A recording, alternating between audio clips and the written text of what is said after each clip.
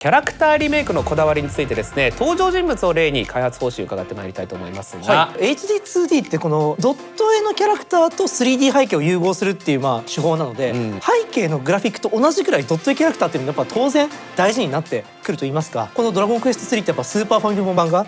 リメイクとしてとても名高い、ドット絵のクオリティもすごく高い、やっぱ黄金時代ぐらいの時に作られてるタイトルなので、やっぱ僕ら開発者もとてつもないプレッシャーを感じながらドッターさんがやっぱ各キャラクターモンスターのアニメーションを本当に手打ちで全部作ってくれてみたいなところをやっぱこだわってやってましたね。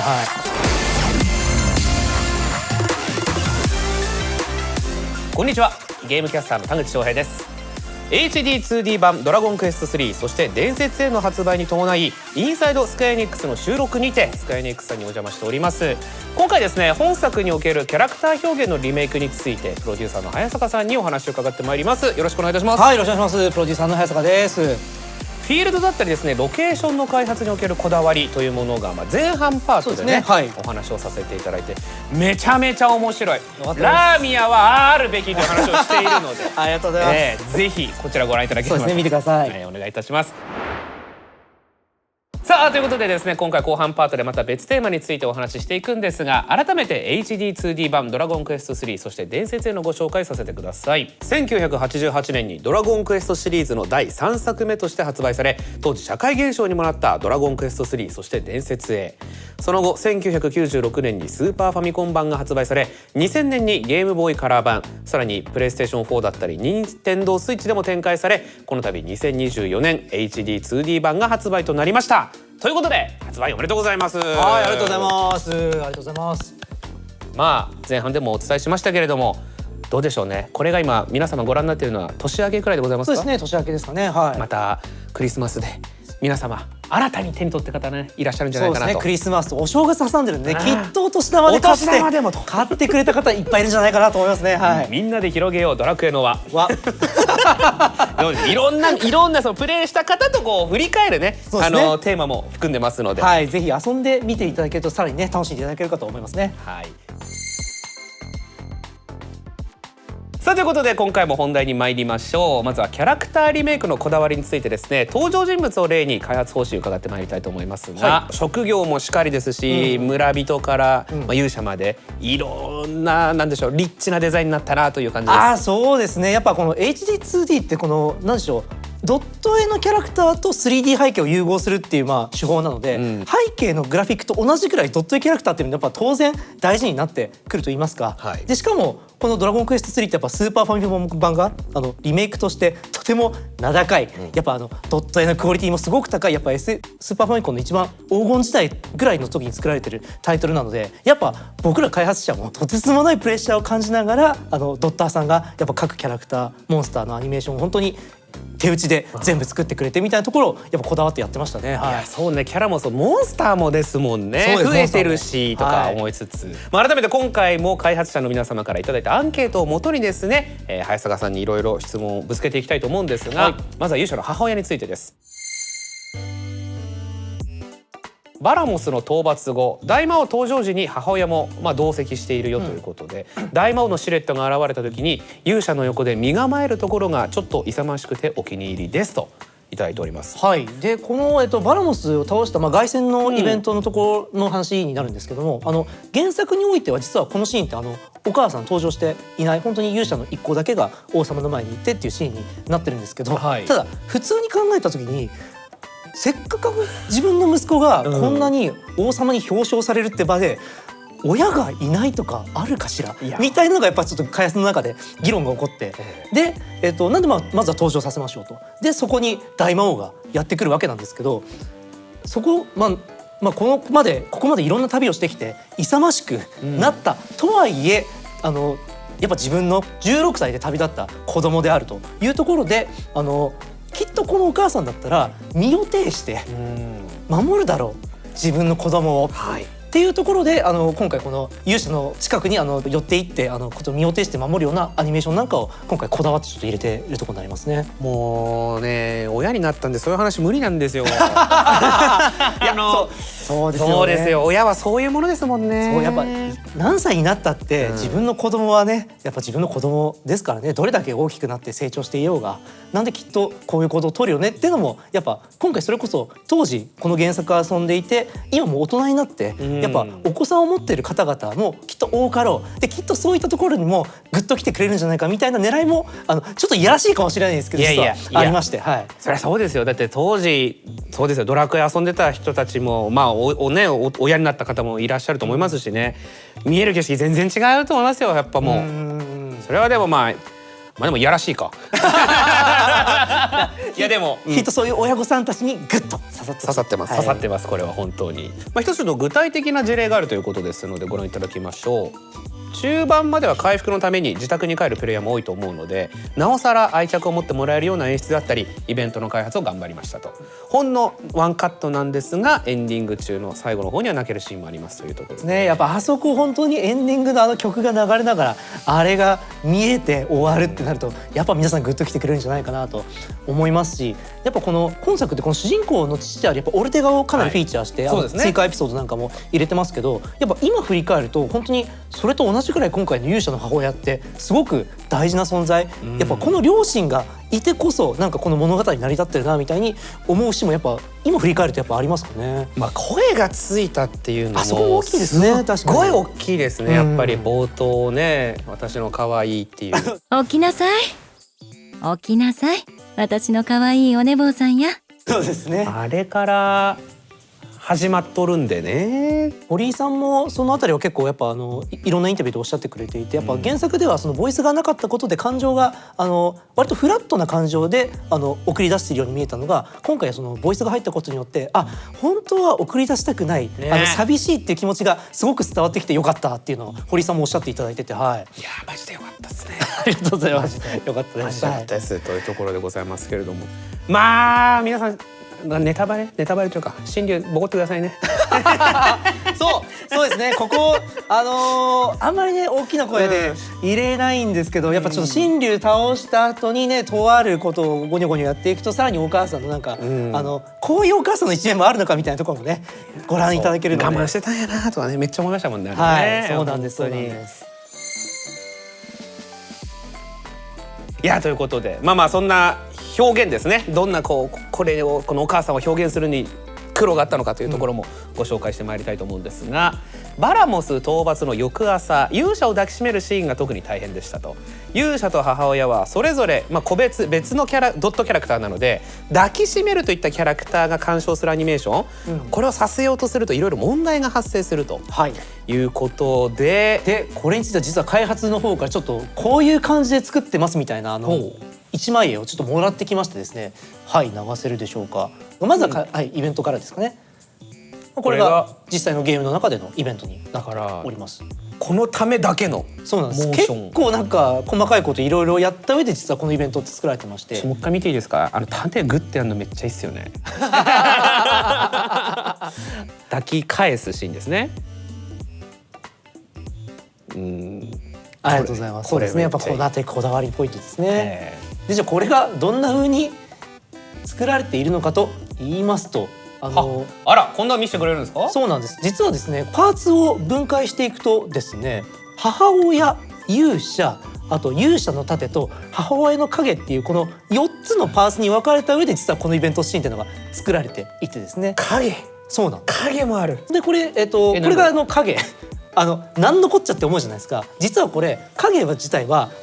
見えないところに NPC の女の子を置いてこの子を動かすことによって影をつけてるっていう、かわいそうちょっと複雑なそういうことだ、そういう処理なんですね。そうなんです。これがお母さんの影の正体そうなんだ。はい、次のページもありますかね。であとお母さんとこれは勇者ですかね。はい、勇者がいまして、でさらにこれが盾っていう感じで、これ勇者、お母さん、盾っていうこのちょっとレイヤー構造みたいに分かれて作られてるんで、それぞれパーツをやっぱ分けた上でドットを作っていかないと、なんかこのもともとドットキャラでいるお母さんと勇者をギュッてできるみたいなのってちょっとシステム上ではなかなかやりにくいので、それをレイヤー分けして重ねることでそういう風に見せてるっていう作りをしてますねここは実は。このワンシーンにものすごいリソースを割いてますね。いやそうだ、これだけの多分結構開発やっぱ試行錯誤して作ってくれてたので。いやでもこれはだからさっきも言った通りお母さんの物語でもあるので。そうです。ここはやっぱ勇者とこのお母さんの本当ゲームの中でもかなり大事なシーンにはなってくるので、まあやっぱさっきアンケートでも言ってましたけど、本当なんでしょう、力を入れるだけの効果は本当ゲームの中で今年もあったかなと思いますね。影に注目してもう一回だけ見ていいですか？これでだからお母さんの下にある影も寄ってって、そう実はこれちょっと影がずれて動いてるんです、お母さんと。これはなぜかというと、下に女の子がいてその子が動くことによって起きてるから、なんで頑張って同期させようとはしてるんですけど、でもどうしてもちょっとずれてしまうっていうのは実はそういった裏事情がございます。これはねこの女の子この子が下でシュシュシュッと動いてくれることによって影が動いてます。これはちょっと思い出してこのシーンもう一度皆さんに味わっていただきたいね。プレイをねしていただきたいなと思いますけれど、そうです。イベントこんな風に作ってますよっていうちょっと面白いエピソード。いや面白いですね、はい、こういうの裏側見せていただけるなんてっていう感じですが、他にもですね過去作を意識した上でのアレンジポイントというものもありますのでご紹介しましょうということで、母親は固有のアニメーションが全キャラクターで一番多く、いろんなイベントでさまざまな動きを見せてくれますと。クリア後のあるイベントでめちゃめちゃ嬉しそうにしているシーンはぜひ見てほしいですと。はい、さっきの話のやつですね、まさに。はい。いや本当ですよ。でここも実はこんぐらい実はお母さんアニメーションを作ってるんですみたいなやつをちょっと持ってきまして。あら、うわーすごい。結構多分こんなにそうですね表情あるの多分お母さんぐらいなもんだと思いますね。結構表情豊かに、はい、今回作ってもらっていて。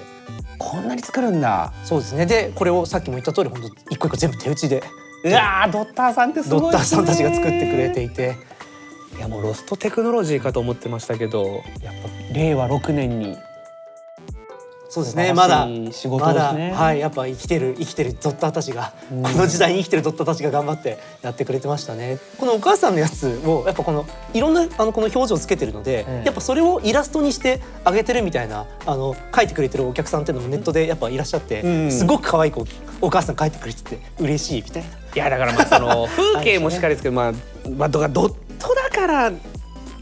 小説みたいな感じで、そのやっぱ映画よりも小説の方が余白があって想像膨らむし、その 3D ポリゴンのモデルももちろんいいんですけども、やっぱドットからしか得られない栄養みたいなものって栄養ありますね。絶対ありますよね。絶対ありますね。いや素晴らしいお仕事だな。はい、もう本当頑張ってくれましたね。さらにはですね、もう一人のキャラクター神田田というところでこちらもご紹介していきたいんですが、シャンパーニの塔で盗んだ金の冠をかぶっていたりですね、人さらいのアジトでは戦闘中のドット絵に合わせて色が変わっているということだそうでして、ラダトームなんかでは原作の神田田はね覆面脱いでいて囚人のキャラクターと同じ表現になっているんですが、神田田っぽさをアピールするためにいつもの覆面にしましたよというところで、ちょっとこれも画像でご覧いただきましょうか。ファミコン版とスーパーファミコン版ですね。はい、はい、で今回のやつと、やっぱ可愛さがありましたよね。そうですね。神田とだいぶ可愛くなんかいい感じになってくれましたね。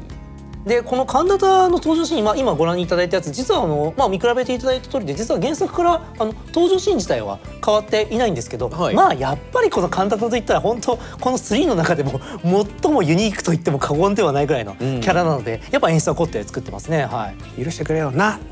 ていう、あそこですよね。どんだけ有名なんだこのセリフみたいな、もう誰しもが知ってるみたいな。参った金の冠を返すから許してくれよな。でもなんか追ってくる人は今回からでしたっけ？そうです。追ってくる警備兵たちっていうのは今回から入れてる新要素ですね。やっぱ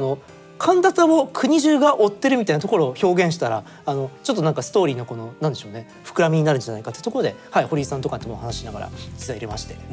そういうやっぱ細かいというね、ちょっとずつやっぱ肉付けが膨らんでるところっていうのもね、まさにたくさんあったなというところで。さあということでまだまだアンケートございまして、こちらですね、人さらいのアジトの演出では HD2D 的にはカメラが寝ていて奥行きが見える方が画面映えするんですけれども、あんまりカメラが寝ているとグプタとタニヤ牢屋から助けた後に神田が出てくるところが見えてしまいましたと。そうなんです。ね、見せたくない部分ね映ってしまうという問題に対してはカメラの距離だったり角度の微妙な調整で解決していますと。ゲーム内ではカメラがねどんな風になっているのかというところをちょっと実際に見させていただきたいと思いますが、はい、でこちらは、バトルの前のイベントですね。で2人が走っていくところですね。そうですね、走っていくところになるんですが、実はあらこんなカメラこれも、はい、開発から動画をもらってきたんですけど、もう走っていく先にですね、次のイベント用のグプタとタニアとカンダタっていうのが実はちょっと小さくて分かりづらいんですが、すでに控えているんですね。なのでこれが見えないようにこのカメラ角度とかっていうのをうまくやらないと、もう次のみんながあれグプタとタニアが2人ずついるみたいな風になっちゃうので、やっぱこうならないように結構考えて作った。そういうことなのか。走ってったグプタと待ってるグプタがいるんだ。あ、そうですそうですそうです。はい、そういうことですね。なるほどですね。やっぱこれはゲームの構造上このような準備をしておかないといけないというところで、やってるんですけど、ただそれをイベント中にもちろん見せてしまうわけにいかないので、イベント班がカメラの調整っていうのをやっぱ一個一個のイベントでこういうのを細かくやってくれていますね。だからもっとなんかダンジョン奥行き見せたいって感じだったら角度下げて見せることもできるけど、できるはできるんですけど、ただやっぱ次のイベントの見えちゃいけないやつが見えてしまうみたいな、そういった制限の中で一番いい見た目どこだろうとかっていうのをやっていますね。いやだから素材作った後は本当にそのカメラどう見せるかっていう撮影の部分というか、はい、ありますあります。はい、これは本当に試行錯誤いろんなところでしてるんでしょうね。これをやっぱ全イベントやっぱこういうのちゃんと考えて設計しないと、それこそバグと呼ばれるよろしくない挙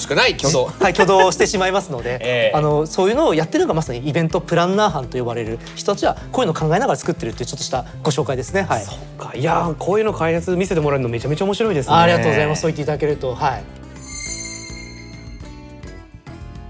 その他にも原作を意識した上でのアレンジポイントというものもあるそうでして、こちらご紹介してまいりましょうか。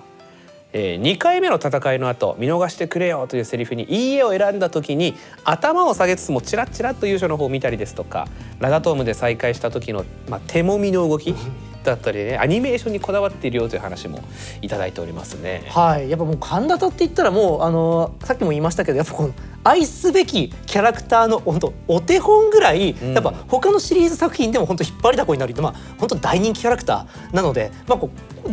このキャラクターが本当に最初のドットで上がってきた時にさっき可愛いって、コメントをいただきましたけど、まさに可愛く仕上がってきて、これはいけるとそうやっぱこれこそやっぱ愛すべき敵キャラ悪役キャラとかってこういう可愛さとかがあるとやっぱちょっとみんなのフックになってくれるかなってので、もう本当それは一発 OK 出して、でやっぱその可愛いところから始まってるので、この手もみの動きだったりとかこういうチラチラみたいなのも多分そこからやっぱ開発側がイメージ膨らませて付け加えてくれたんだと思いますね。確かにこの身なりの男を可愛いと表現しましたか、私はさっき冒頭の方で、言いましたね。可愛いっておっしゃいましたね。言いましたよね。すごいな、それはデザインの力もそうですし、やっぱそれをドットでどう表現するかみたいなものですよね。そうですね。はい、やっぱこのもともとのこのモデルになってる敵キャラクターってやっぱともするとちょっと怖いこの風貌で斧持ってみたいな感じなんで、ともすると怖くもできるんですけど、今回はちょっと可愛く仕上げてるっていうのがなんかすごくいい方向に働いたなと思いますね。なるほどね。本当だね、可愛いですねこれね。そうなんです首をね、ちょっとチラってこのやっぱこの1ドット、本当数ドットの動きなんですけど、やっぱここのあたりも本当ドットなんか技の見せ所にはなりますね。すごい、確かにこれ生体ね、もう一回見ましょうかこれ。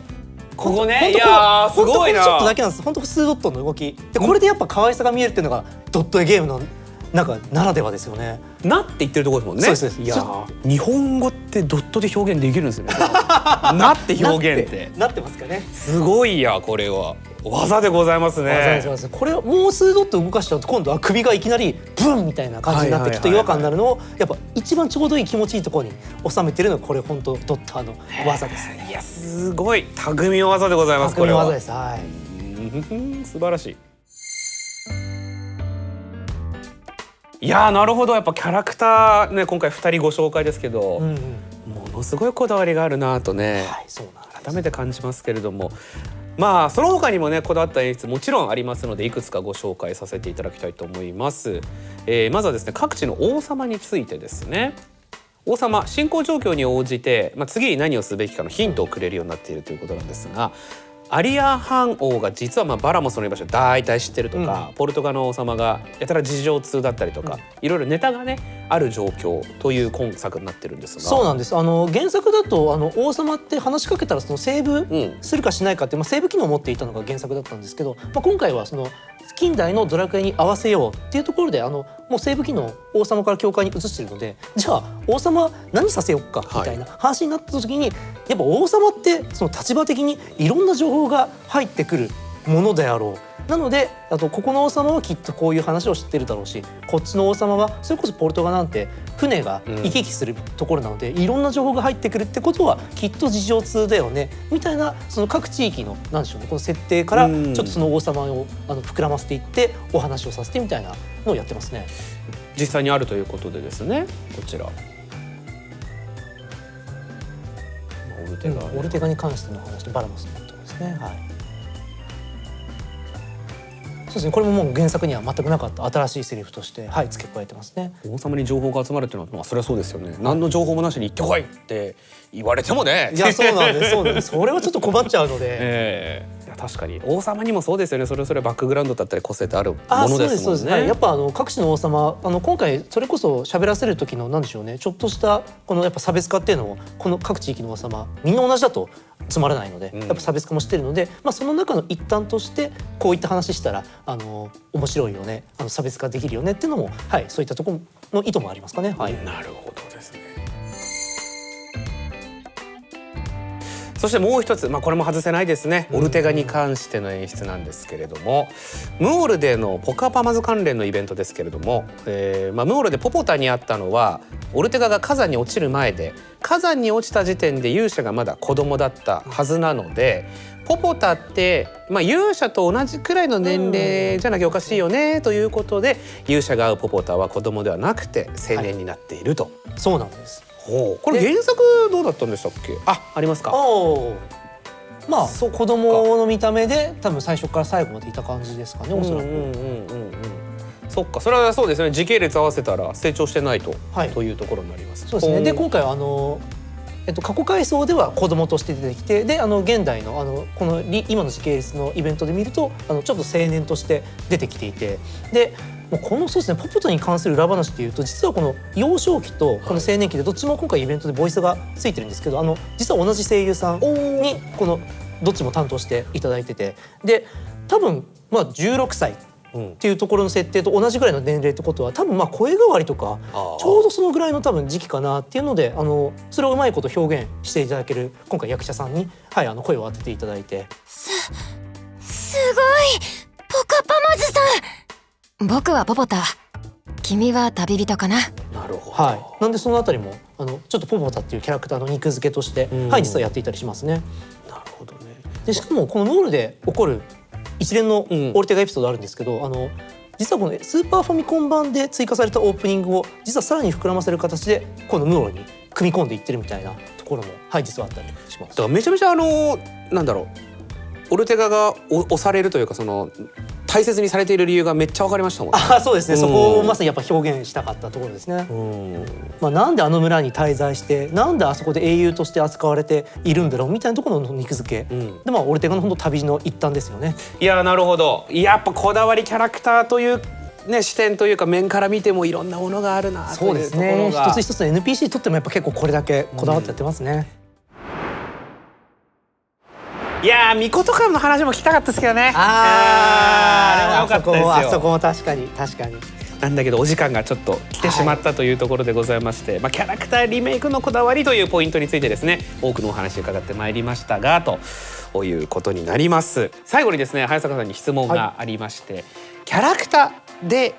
リメイク表現するときに大切になさったこと、伝えたかったものっていうのはどういったものになったでしょう。そうです。 RPG、ドラゴンクエストこの RPG のジャンルに含まれるもので、やっぱ RPG においてこのシナリオとそれから紐づくキャラクターとかって本当に何でしょう、花形というか、やっぱそこを好きにならないとなかなかゲームにどうやったって没入するのって難しくなる。でそれぐらいも本当大事な要素だと思っていて、でこのドラゴンクエスト3自体は他のゲームに比べるとそんなに実は重要な人物 NPC と呼ばれるキャラクターって実はそんなに多くはないんですけども、ただその分各キャラクターの個性をしっかり立てて、でこのキャラクターを好きになって、でシナリオにと世界観に没入してもらうみたいなところをすごくなんでしょう狙いとしてはやっていたので、そこがなんでしょう今回のカンタタであったりお母さんであったり、ポポタだったりみたいなところから少しでもなんでしょうその没入の入り口の一助になってくれていたら本当に嬉しいなと思いますね。はい。いやもう本当にそのドット絵でも本当にカンダダラの1ミリ1ドットはちょっと衝撃受けましたし、改めて声がついてるからこその没入感、キャラクターの愛情のね深く入り方っていうのをめちゃめちゃ感じたので、そういった部分も、プレイまだされてない方はですね味わっていただきたいと思いますし、プレイなさった方は、改めてそういったところに注目して2周目入っていただいてもいいんじゃないかなというふうに思ったりします。ということで、視聴者の皆様最後までご視聴いただきましてありがとうございました。チャンネル登録評価ボタンおよびですね感想だったりコメントというものを SNS のハッシュタグですインサイド SQEX でお聞かせいただければと思います。ということで早坂さん前半後半にわたってありがとうございました。はい、ありがとうございました。ワンツー楽しみにしています。はい、頑張ります。